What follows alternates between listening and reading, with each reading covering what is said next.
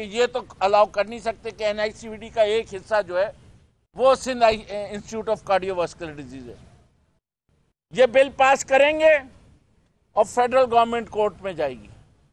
जब कोर्ट में जाएगी तो ये वहां हारेंगे और ये फिर एक और केस हो जाएगा और रुलेगी कौन? अवाम रुलेगी, अवाम। इसके ये एक बुनियादी चीज है कि घर के अंदर किसी और को घर नहीं दिया जा सकता। दूसरा जो बिल वापस हुआ वो है मीडिएशन वाला। अच्छा स्टेप है, कोई मसला नहीं है। उसके अंदर भी एक मसला आया हुआ है,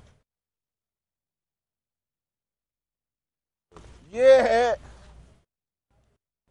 appointment of a mediator and conciliator. The court shall nominate a mediator and a conciliator as identified under Order 10 Rule 1C. अच्छा, उसके अंदर क्या है, कौन कौन लोग कंसिलिएटर बन सकते हैं वो देखिए। अब कोर्ट का मतलब क्या है? कोर्ट का मतलब है जो आपका सिविल जज है वो भी कोर्ट है, जो मैजिस्ट्रेट है वो भी कोर्ट है, कोई भी निचले से निचली अदालत जो है वो कोर्ट है। Court means court. क्या आप समझते हैं कि उन अदालतों में वो लोग चुन सकते हैं कि किसको मीडिएटर रखा जाए? गवर्नर साहब से ये सजेशन आया है कि ये जो मीडिएटर्स की लिस्ट है इसका अप्रूवल होना चाहिए हाई कोर्ट के जज का।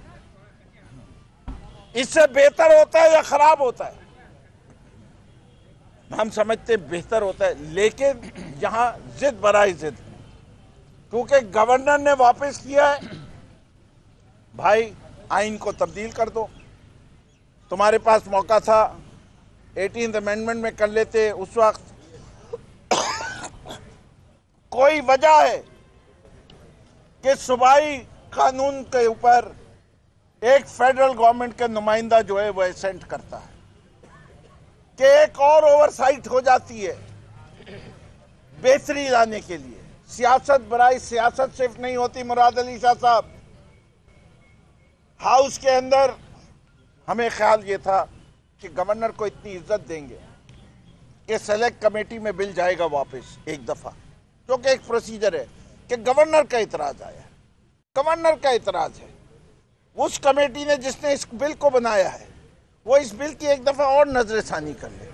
उस नजरसानी में हम सेलेक्ट कमेटी में ये अमेंडमेंट्स इंट्रोड्यूस करा देते, लेकिन उनको तो जल्दी आज इतनी थी कि बिलावल एक्सप्रेस जा रही थी, उतनी तेजी से जा रही थी जिस तरह से जरदारी भुट्टो बन जाता है, उतनी तेजी से बिलावल एक्सप्रेस जा रही थी। कल एहकाम मिले थे, परसों से लॉन्ग मार्च शुरू होने वाली है 18th अमेंडमेंट के तहफ्फुज के लिए। तो वो पप्पू मियाँ के ऑर्डर के ऊपर चप्पू मियाँ ने ये काम कर दिया। अरे CM साहब, चप्पू ना बनो, थोड़ी सी प्रोसीजर्स को फॉलो कर लो, वापस सेलेक्ट कमेटी में भेजते, सही हो जाता मामला। दोनों हम आपके तवज्जुह से पूरे सूबे सिंध के शहरियों को इन्फॉर्म करना चाहते हैं कि ये है हमारी आपकी फेल्ड पीपल्स पार्टी की वो, इससे कि ये फेलियर आज पापा की बहन ने माना कि 11 साल के अंदर साफ पानी ना दे सके। पापा की बहन ने माना कि टाइफाइड की वैक्सीन देने के लिए उनके पास पैसे नहीं हैं, लेकिन NICVD चलाने के लिए पापा की बहन ने कहा कि 40 लाख बच्चा जो है इस वक्त टाइफाइड का एक्सपोज है, लेकिन NICVD के पैसे वो खुद देना चाहते हैं। क्लोरीन की गोलियां नहीं दे सकते, लेकिन वो कहते हैं 22 अरब रुपए हम 3 अस्पतालों पे खर्च करते हैं। फेडरल गवर्नमेंट अगर वो 22 अरब रुपए की जिम्मेदारी ले रही है तो मेरे चप्पू क्यों नहीं लेते? हर वक्त तो तुम हाथ फैलाए हो। K4 फेडरल गवर्नमेंट मदद कर दे, S3 फेडरल गवर्नमेंट मदद कर दे, ग्रीन लाइन फेडरल गवर्नमेंट मदद कर दे, Karachi circular railway federal government मदद कर दे। कोई काम, डैम, नियागंज डैम फेडरल गवर्नमेंट मदद कर दे, RBOD फेडरल गवर्नमेंट मदद कर दिए, LBOD फेडरल गवर्नमेंट मदद कर दे। जो चीज मांगो, चाहे वो इरिगेशन हो, चाहे हेल्थ हो, चाहे मास ट्रांजिट हो, ये सारी चीजें जो है ये प्रोविंशियल सब्जेक्ट्स है। क्यों मांगते हो प्रोविंशियल सब्जेक्ट्स में मदद? तो जब तुम्हें मदद दी जा रही हो, कोर्ट के जरिए फेडरल गवर्नमेंट को कहा जा रहा है कि संभालो इन अस्पतालों को, तो यहां तुम्हें इतराज हो रहा है। अगर ऐसा ही है, सारे अस्पतालों को नेशनलाइज कर लो, सबका खर्चा उठा लो। अगर इतने अमीर हो, टैक्स तुम लगाना नहीं चाहते, लोगों के मसाइल दूर नहीं कर पाते। जब मसाइल को दूर करने के पास होती है तो कहते रिसोर्सेज नहीं है। तो ये ड्रामा बंद हो, लोगों की खिदमत करो, सही तरीके से बिल पास करो। हम तुम्हारे साथ हैं। हमने जो बात अंदर कही, आज भी हम कह रहे हैं, हमें Sindh institute of cardiovascular disease पे कोई मसला नहीं है।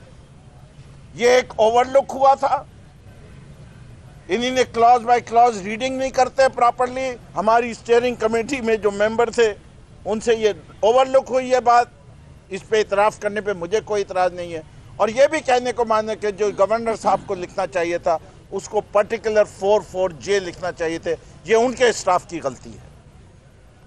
और जहाँ तक वो CRPC है, मेरे ख्याल से एक एक्सप्लेनेशन लेटर वहाँ से आ जाता तो और बेहतर होता। आइंदा हम उनसे भी मशवरा ये देंगे जो दिया है, और ख़ुद भी ज़्यादा केयरफुल होंगे। लेकिन मैं समझता हूँ कि नहायत अहम था कि इन दोनों चीज़ों की वजाहत कर दे। विभाग जो है वो मदद कर रहा है, सिंध हुकूमत हाथ फैलाए हुए है। सिंध के अवाम का पैसा क्या भीख मांगना तस्वुर किया जाएगा? सिंध ही सबसे ज्यादा टैक्स पाकिस्तान में देता है, तीनों सूबों का मिलाकर भी इतना रेवेन्यू कलेक्शन नहीं है। तो सिंध भीख क्यों मांग रहा है? ये बड़ा अजीब सी बात है कि सिंध भीख मांग रहा है। कहना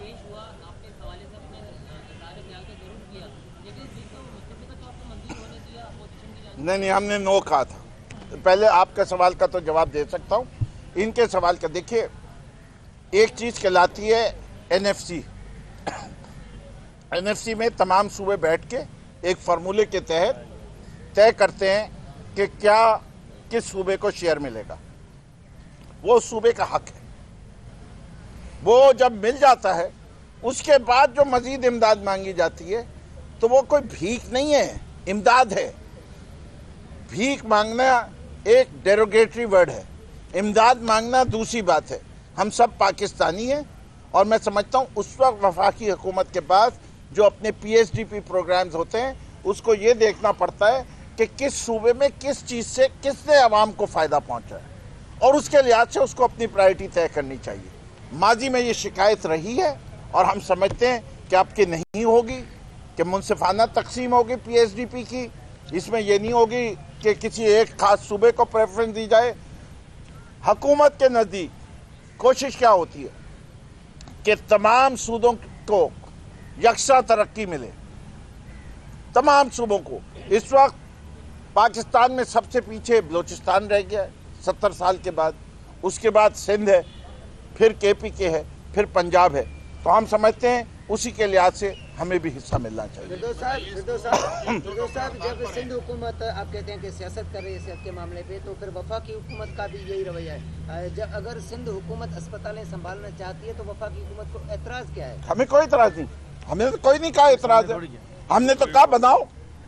हम तो सिर्फ ये कह रहे हैं, आपको बार बार कह रहा हूँ कि NICVD अगर एक फेडरल गवर्नमेंट के पास है तो उसकी 4 दीवारी में एक इदारा सिंध के पास नहीं हो सकता। एक ही 4 दीवारी के अंदर 2 मालिक नहीं हो सकते। बस इतनी सी बात है। और नहीं है, जितने अस्पताल बनाए लोगों की खिदमत करें, लेकिन जो अस्पताल बने हुए हैं उनको चला ले। मैं टंडू अल्लाह यार गया, 2 साल से अस्पताल बना हुआ है, तस्वीरें आप सबको जारी की, बंद पड़ा हुआ है। जो चल रहा है उसके हालत जो है वो देख के अगर आप लोग खून के आंसू ना रोलें तो बात है। मैं सुजावल गया, वहाँ के अस्पताल का ये याद। अब मैं जा रहा हूँ, अब मैं दोबारा निकलाऊंगा, टंडू आदम जा रहा हूँ और वहाँ जाके वहाँ के हालात आपको बताऊंगा। ये स्कूलों के हालात बता रहे हैं, पुलिस स्टेशन के हालात बता रहे हैं। ये नागुफ्ताबे हैं, पता नहीं पैसे कहाँ चले जाते हैं। बात करते हैं करप्शन की, 90 अरब रुपए की बहुत मरतबा खुर्रम शेख जमा बाकी अरकान बात करते रहे, वो क्यों उस की आप लाएंगे ईवान में, यहाँ आगे बात करेंगे। दूसरा, अपोजिशन एमकेएम आपके साथ क्यों दूरी देखी जा रही है उनको साथ लेकर आप क्यों नहीं चल रहे? अपोजिशन एक पेज पे क्यों नहीं है? मेरा ख्याल से अपोजिशन एक पेज पे, इंशाल्लाह कोई ऐसा मसला नहीं है। 90 अरब का जो केस है वो इंशाल्लाह अभी नैब में सब कुछ उठ रहा है, तो कोई कई दफा खामोशी बेहतरी होती है। हैदर साहब एक सवाल, हैदर साहब हैदर कौन? मैं तो हैदर हूँ।